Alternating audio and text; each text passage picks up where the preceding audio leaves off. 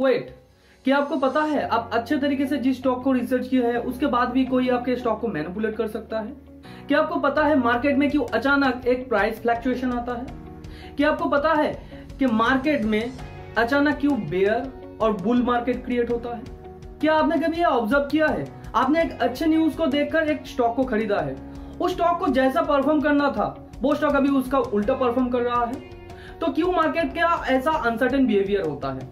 आज इस वीडियो में हम लोग बात करेंगे स्टॉक मार्केट माफिया के बारे में, जो मार्केट को रेगुलेट कर सकते हैं। स्टॉक मार्केट माफिया के बारे में मैं 5 ऐसे पॉइंट्स इस वीडियो में बताऊंगा आपको कि आपके आने वाले फ्यूचर इन्वेस्टिंग करियर में मार्केट माफिया के थ्रू होने वाले लॉसेस को बचा भी सकता है। तो वीडियो स्टार्ट करने से पहले मैं आपसे एक रिक्वेस्ट करना चाहूंगा, अगर वीडियो को पसंद आया तो वीडियो को लाइक कीजिए और वीडियो को शेयर भी कीजिए, क्योंकि आपका एक लाइक और शेयर हम लोगों को और ज्यादा मेहनत के लिए प्रेरणा देती है। तो चलिए सीखते हैं एक साथ।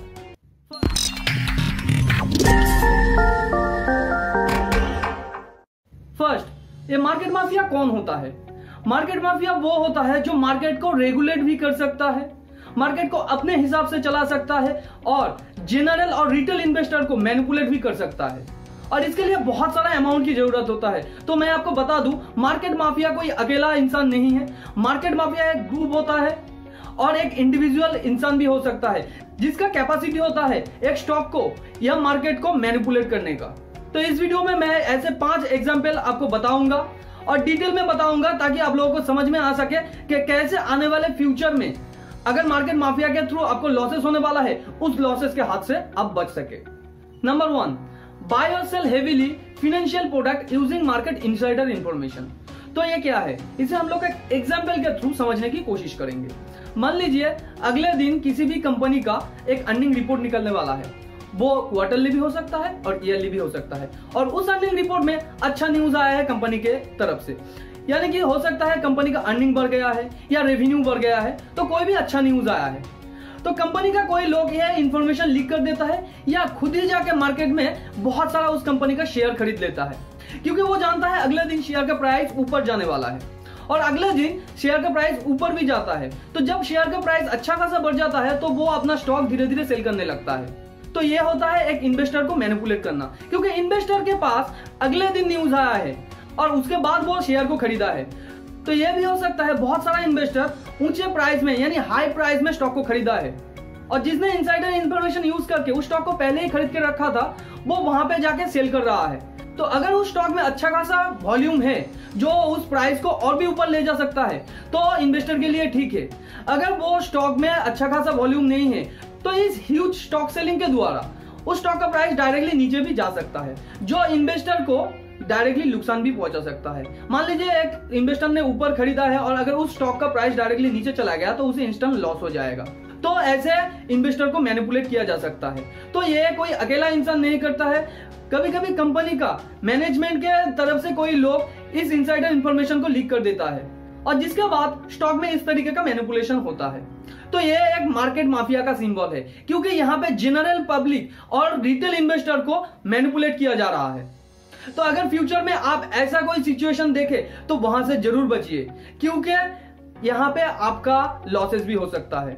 अगर इंडिया में एक एग्जांपल की बात करूं तो 2015 टू 2019 तक सेबी के पास बहुत ऐसे केसेस आया है, जिसमें से एक केस है सन फार्मा का, जिसमें Indian legendary investor mister Rakesh Jhunjhunwala का नाम भी शामिल है। नंबर 2, रन है फेक बुल और बेयर रन। तो ये क्या होता है, इसे भी हम लोग एक एग्जांपल के थ्रू समझने की कोशिश करेंगे। मान लीजिए एक स्टॉक है जिसमें कोई प्राइस वॉल्यूम नहीं है, अचानक वो स्टॉक बढ़ने लगता है। तो ये क्यों होता है? तो यहाँ पे मार्केट माफिया क्या करता है, एक स्टॉक को जाके हेवीली खरीद लेता है पहले, और वो अचानक एक साथ नहीं खरीदता है, वो धीरे धीरे करके खरीदता है ताकि हर एक दिन उसका प्राइस ऊपर जाता रहे। और जब ट्रेडर को ये पता चलेगा कि वो स्टॉक धीरे धीरे ऊपर जा रहा है तो उस टाइम पे ट्रेडर उस स्टॉक में एंट्री करेंगे और उस स्टॉक को बाय करना स्टार्ट कर देंगे। इसकी वजह से क्रिएट होगा एक बुल रन। हाल ही में आपने देखा होगा रुचि सोया के केस में 17 रुपीज के आसपास स्टॉक का प्राइस था, जो डायरेक्टली 1500 तक चला गया था 5 मंथ्स के अंदर। तो ऐसा क्यों हुआ है? यही स्टॉक मार्केट माफिया का मैनिपुलेशन है, यानी उस स्टॉक में भी स्टॉक मार्केट माफिया ने मैनिपुलेट किया था, क्योंकि रुचि सोया का फंडामेंटल इतना स्ट्रॉन्ग नहीं था कि वो 1500 का लेवल सस्टेन कर पाए। उसके बाद जब वो 1500 तक चला गया, वो धीरे धीरे नीचे आने लगा, यानी कंटिन्यू डे बाय डे वो लोअर सर्किट लगने लगा, क्योंकि उस टाइम तक मार्केट माफिया अपना सारा स्टॉक बेच चुका है और उस स्टॉक को उस प्राइस में और कोई खरीदने वाला नहीं है। और जिस ट्रेडर ने उस स्टॉक में प्रॉफिट के लालच से उस स्टॉक को खरीदा था, वो अभी लॉसेस फेस कर रहा है। जो पहले निकल गया है उसका बात अलग है, मगर जिन्होंने हाई प्राइस में खरीदा है स्टॉक को, उसे अभी लॉसेस फेस करना पड़ रहा है। और मैं आपको बता दूं, जब लोअर सर्किट लगता है तब आप स्टॉक को बेच भी नहीं सकते, क्योंकि स्टॉक में कोई खरीदने वाला ही नहीं है। तो यहाँ पे आप देख सकते हैं कैसे मार्केट माफिया ने इन्वेस्टर और ट्रेडर को मैनिपुलेट किया है। यहाँ पे और एक एग्जांपल की मैं बात करूं तो 1992 में आपने हर्षद मेहता बुलरन के तो बारे में सुना होगा, जहां पे एसीसी सीमेंट का प्राइस 200 रुपए से 9000 तक चला गया था और वहां पे भी उसका प्राइस सस्टेन नहीं कर पाया, क्योंकि उस स्टॉक में भी मैनिपुलेशन हुआ था और वो स्टॉक 9000 से डायरेक्टली अपने प्रीवियस प्राइस पॉइंट में चला गया। इस बुल मार्केट के दौरान मार्केट को भी करीबन 1 लाख करोड़ का नुकसान उठाना पड़ा था। Number 3, spare fake news using public sentiment. तो इसका मतलब क्या है? इसका सिंपली मतलब हम लोग एक एग्जाम्पल के थ्रू समझने की कोशिश करेंगे। मान लीजिए मार्केट माफिया ने एक स्टॉक को अच्छे तरीके से खरीद लिया है और उसे अभी उस स्टॉक के प्राइस को ऊपर ले जाना है, तो वो क्या कर सकता है? तो यहाँ पे वो उस स्टॉक के बारे में अच्छा न्यूज स्प्रेड करेगा। वो मीडिया के थ्रू हो सकता है, सोशल मीडिया के थ्रू, और कोई भी अदर्स इन्वेस्टर के थ्रू ये कर सकता है। आप लोग भी जानते होंगे, आप सब बहुत सारे सुपरस्टार इन्वेस्टर को फॉलो करते हैं, तो वो चाहे तो आपको मैनिपुलेट भी कर सकता है। वो पहले एक स्टॉक को अच्छे तरीके से खरीद लेगा और उसके बाद न्यूज चैनल पे आके बोलेगा ये स्टॉक अच्छा है, ये फलाना स्टॉक अच्छा है, मैंने इसका फंडामेंटल चेक किया है, इसका टेक्निकल चेक किया है, ये चेक किया है, वो चेक किया है। उसके बाद आपके दिमाग में एक इंप्रेशन पड़ेगा, अच्छा इस बंदे ने बोला है, ये तो बहुत अच्छा इन्वेस्टर है, इसने बोला है तो ये स्टॉक अच्छा ही होगा, और आप ब्लाइंडली जाके उस स्टॉक को खरीद लेते हैं। तो यहाँ पे मैं आपको बता दूं, वो आपको मैनिपुलेट भी कर सकता है, क्योंकि आप उसको फॉलो कर रहे हैं। वो आपको रेगुलेट कर सकता है, क्योंकि आपके दिमाग का रिमोट उसके हाथ में है। तो यहाँ पे आप ध्यान रखिए, किसी भी सुपरस्टार इन्वेस्टर या किसी भी मार्केट के न्यूज के ऊपर ज्यादा विश्वास मत कीजिएगा। खुद जाके फंडामेंटल चेक कीजिए, उसके बाद एक स्टॉक में इन्वेस्ट कीजिए, नहीं तो आप मैनिपुलेट भी हो सकते हैं। और ये सब मार्केट माफिया है जो अपने फायदे के लिए जनरल पब्लिक यानी रिटेल इन्वेस्टर को यूज करते हैं। Number 4, market mafia can destroy any country's financial position using और collaborate with their mafia group. तो ये क्या है? इसे सिंपली हम लोग एक एग्जांपल के थ्रू समझने की कोशिश करेंगे। तो इस एग्जांपल को समझने के लिए आपको पहले शॉर्ट सेलिंग के बारे में जानना होगा। अगर आपको शॉर्ट सेलिंग के बारे में डिटेल में जानना है तो लिंक ऊपर आई बटन और नीचे डिस्क्रिप्शन पे दिया हुआ है, आप जाके पहले उस वीडियो को देख लीजिए, फिर इस वीडियो को कंटिन्यू कीजिए। तो शॉर्ट सेलिंग के बारे में मैं आपको शॉर्ट में बता दूं, एक फाइनेंशियल प्रोडक्ट को हाई प्राइस में बेच देना, उसके बाद जाके उसे खरीद लेना, और बीच में जो अमाउंट बचता है वही होता है आपका प्रॉफिट। तो अभी माफिया एग्जांपल को देख लेते हैं। 15 सितंबर 1992 को बैंक ऑफ इंग्लैंड के पास सुबह 8:30 बजे एक ऑर्डर आया 300 मिलियन करेंसी शॉर्ट करने का। तो बैंक ऑफ इंग्लैंड का एक रूल है, जब तक वो फर्स्ट ऑर्डर एक्सेप्ट नहीं कर लेता तब तक उस करेंसी में कोई ट्रेड नहीं कर सकता। तो बैंक ऑफ इंग्लैंड का उस दिन वो पहला भूल था कि उसने सुबह उस ऑर्डर को एक्सेप्ट कर लिया।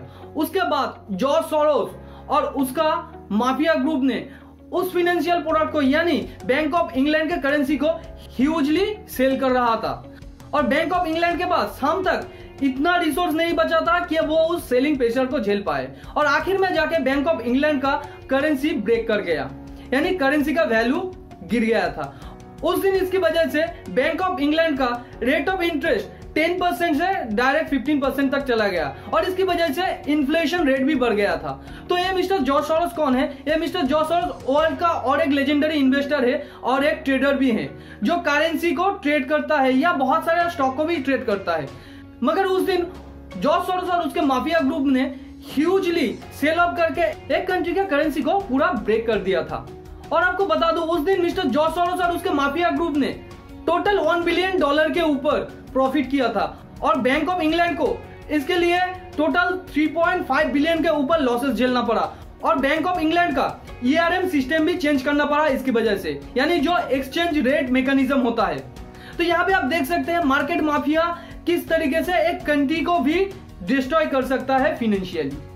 नंबर 5 में जो एग्जांपल मैं आप लोगों को बताने जा रहा हूं, इस एग्जांपल को आप सभी ने ऑब्जर्व किया है पहले से ही।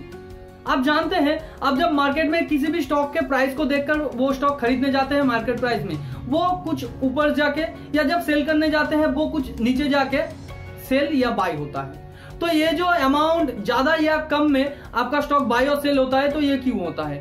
यहाँ पे भी मार्केट माफिया का मैनिपुलेशन है। तो ये मैनिपुलेशन क्या है, इसे समझने के लिए आपको हाई फ्रीक्वेंसी ट्रेडिंग को पहले समझना पड़ेगा।